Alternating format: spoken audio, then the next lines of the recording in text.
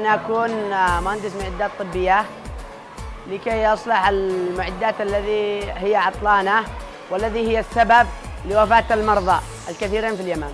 طموحي بالمستقبل أن أكون طبيبة لكي أقدم المساعدة للناس المحتاجين وإنقاذ الأرواح البشرية. كمان أساعد الفقراء الذين لا يمتلكون حق الدواء. بإسعافات أولية أو هندسة تكييف وتبريد. طموحي بعد الحياة أن أكون إعلامية وأوصل رسالتي للعالم. طموحي أن أكون طيار حتى أخرج إلى خارج بلاد اليمن وأرى ثقافات العالم الأخرى وأتعلم منها وأرى التجارب وأنقلها إلى بلادي. طموحي في الحياة أن أصير دكتورة، أن أساعد كل من يحتاجوني من المرضى، أن أزرع الابتسامات في وجوههم. حلمي أن أكون طيار وأرجو أن أكون قد هذه المسؤولية. طموحي في المستقبل إني أكون مترجمة إنجليزي. أول سبب إنني أشتي أكون مترجمة إنجليزي عشان أقدم صورة جميلة عن بلاد اليمن وعشان أعرف أتعامل مع أكثر من دولة. طموحي أن أكون طبيباً، فقد رأيت مجتمعاً بحاجة إلى طبيب يؤدي عمله بإخلاص وأمانة، وبحاجة إلى والمجتمع يعيش حالة من البؤس، ولازم أن يخرج من حالة البؤس هذه. أكون مهندسة معمارية إن شاء الله. يعني في كثير ناس ما فيش معاهم بيوت وبيوتهم مخربة ولا حقهم بطريقة البناء بشكل غلط. طموحي أن أكون إعلامي ناجح، أجيد نقل الخبر على حقيقته لكي أعرف الناس بما يضرهم وما ينفعهم. طموحي في الحياة إني أكون طبيبة أسنان لكي أستطيع مساعدة الآخرين. أخلط الكيمياء في مصانع المواد الغذائية. سبب أن أكون كذا طموحي من أجل أن أنا أكون أبحث على الأشياء الضارة التي تحدث في داخل المصانع وأجنبها من أجل الناس الدين النبوة. إن شاء الله في المستقبل أكون إعلامية لكي أوصل رسالة مجتمعي ولكي أكون كمكبر صوت لأصوات الضعفاء. طموحي أن أصبح رئيس الجمهورية. لماذا؟ بلادي ليست كبيرة فقط بأرضها بشعبها، كبيرة بعقول أبنائها. نستطيع أن نجعل من اليمن شيئاً كبير بين بقية الدول وشعوب العالم. أن أسافر حول العالم وأتعرف على ثقافاتهم، لغتهم ومبانيهم الجميلة، وأكون مهندسة معمارية. طموحي في المستقبل أن أكون طيار، آخذ من جميع أنحاء العالم ثقافات ودراسات لم تأتي إلى اليمن بعد، وأيضاً أعطيهم أشياء لم توصل إليهم بعد. يا أكون إعلامية عشان أنقل للناس ثقافة مجتمعنا، أو قد أكون محامية عشان أرفع صوت المظلوم، عشان أدافع عن الناس اللي حقوقهم منتهكة. أشتي أكون ملهمة، وكمان أشتي أترك بصمة بالمجتمع إني أنا مريت من هنا. خليك قوي واصبر وكافح إنما بعد التعب راحة. أن يوقفوا على وجودهم مهما صعبت الحياة، وأن يواجهوا كل من يوقف أمامهم، وأن يواصلوا التعليم، وأن يصبحوا نبراس الحياة في المجتمع. أولاً أن يلتزموا بدينهم، ثم بالأخلاق القيمة، وأن يكونوا ناس يبتعدون عن السوء، وأن يكونوا ناس متحابين مع بعض، وأن يكون التعايش والسلام في داخل قلوبهم. لا تتنازلوا عن أحلامكم مهما كانت صعبة، ومهما وقفت الحياة بطريقكم لا توقفوا عند نقطة واحدة، بل اتركوا النقطة وتقدموا إلى الأمام. وأن يفكرون في السلام والتعايش والمحبة، ولا يفكرون في الكراهية والعدوان. الحلم رحلة لا نهاية لها، والآن أحلامنا تستحق أن نتعب من أجلها، ونتعب ونجاهد. أن يكفوا عن الاختلافات والنزاعات التي بينهم، وأن يطمحوا إلى ما يريدوا إليه، وأن يكونوا قد المسؤولية التي يتحملها المجتمع المسلم. أقول للبنات اللي هم بسني أو بعمري إن كل بنت منهم تحدد هدفه وغايته وطموحه عشان تبدأ من الآن تسعى وتحقق حاجة بالمستقبل وتكون حاجة بالمجتمع. أن لا ييأسوا، أن يكون لديهم طموح. بصراحة مؤلم مؤسف أن بعض الأشخاص ليس لديهم طموح، فسيأتي إلى مرحلة يصل إلى فراش الموت وهو لا يدري ماذا حقق في حياته بدون طموح. هدفك أو حلمك صعب، حاول إنك تواجهيه. تمسكوا بالعلم وتمسكوا بالأخلاق وتمسكوا بالسلام. رسالة للبنت اللي بسني إنها تحقق أمنياته وأهدافه، وما تخليش أي شيء يعوقه، سواء لا مجتمعه ولا بيئته ولا المحيط حقه، ولا تجعل العادات والأفكار السلبية أن تسيطر عليه. افعلي ما خلقتي، تسعى لما خلقت لأجله وستتميزين به بالتأكيد. يجدوا ويجتهدوا ويثابروا، يكونوا يعني مهتمين بالعلم والتعليم يعني خاصة.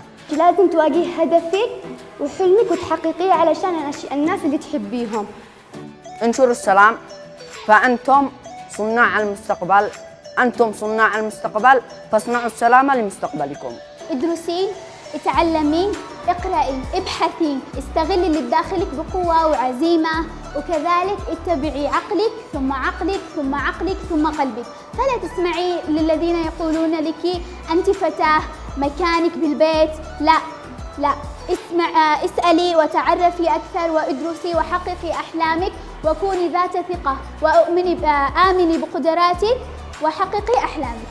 النجاح شيء رائع، وكذلك الرسول صلى الله عليه وسلم يقول: إذا قامت الساعة وفي يد أحدكم فسيلة فليغرسها. يعني قد قامت القيامة والشجرة لا تشيل 10 سنوات علشان تكبر، بس قامت القيامة وبيدك فسيلة فلتزرعها. وكذلك الآن أي شيء ابدأ به، لا تقول حرب، لا تقول ما في وقت. لا تستسلموا أبداً، لا تخلوا حدا يوقف بطريقكم ووصلوا لأحلامكم. أنه أنا لحالي أو واحد منهم لحاله ما يستطيعش أن يقوم بحلمه الكبير الذي بنوه من طفولته لحاله، لكن إذا نحن كامل مجتمعين سنستطيع أن نصنع أشياء كبيرة جدا.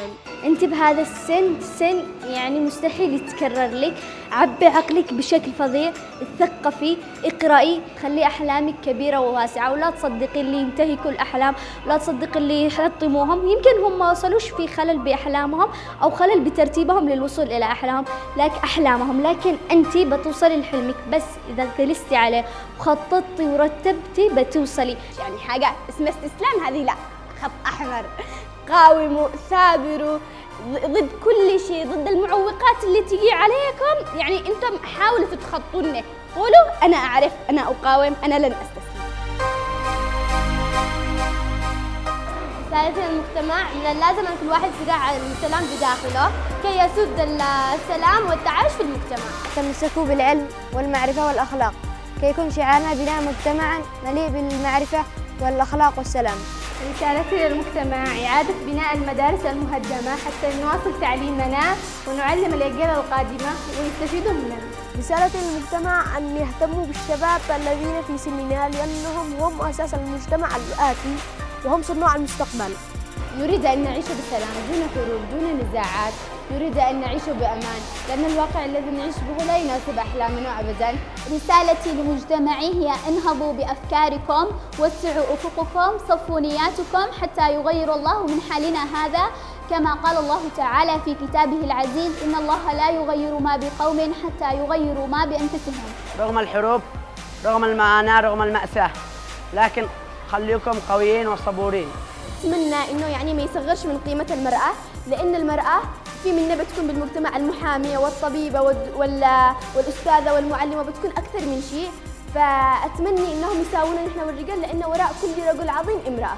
كونوا مجتمعا مثقف يعلم ماذا يفعله، لا تقلدوا الأمم الباقية والدول الأخرى بأشياء لا تنفع. خففوا بالله من التحطيم، نحن نشتي نرتفع، نشتي نعيش بسلام. حاجة اسمه نعيش بسلام، نتعايش رغم اختلافنا. نحن أساس العلم، والعلم بيتطور على يدنا، في ذلك نكلمهم إنهم ينموا الشباب من أمثالنا من أجل تكبر التوعية فيهم والمعرفة، وينموا الأجيال القادمة. يكفي، لا تحطموا أمنياتنا وآمالنا. أنا لا أريد منكم شيء، كل ما أريده أن أعيش بسلام، وألا تقيدوني بأفكاركم السلبية التي تحطمني نفسياً. كل ما أريده هو أن أحقق أحلامي وأهدافي. أن المجتمع يحل المشاكل والحروب التي بداخل بلادنا، وأن يجعلنا عايشين في سلام واستقرار وأمن وحب بيننا البين. تقبل الاختلاف والتعايش يوصل إلى السلام. Acceptance of difference and coexistence leads to peace. كونوا سلما. نحن لدينا طموحات، وبالذات الطفولة في اليمن لديها طموحات كثيرة، لكن كبار مجتمعنا لا يسمحون لهم بأن يحققوا طموحاتهم. إحنا الجيل الضايع، إحنا الجيل اللي انتهكت حقوقنا من صغورنا، إحنا الجيل اللي أول ما انولدنا على الظلم، انولدنا على أصوات المدافع والرصاص والقنابل، إحنا الجيل اللي خلاص تحطمنا ويئسنا، اللي شفنا وطننا يتدمر قدامنا، اللي لما جينا نبني أحلامنا لقينا غير اللي هذا الشيء، لقيناكم أنتم تدلونا، لقيناكم أنتم تقولوا أحلامكم واسعة، لقيناكم تقولوا ها اللي درس إيش استفاد، إيش عمل، إيش سوى، بالنهاية شهادته مرقومة وما في شيء. لا، إحنا نشتيكم تكونوا سند ودخل لنا، نشتيكم تكونوا تقولوا لا أنتم الجيل اللي بيرجع حقوقنا، الجيل اللي بيرجع الوطن، بيرجع اليمن السعيد مثل ما كان قبل. رجاء رجاء رجاء كونوا يد واحدة، خلونا نعيد اليمن السعيد.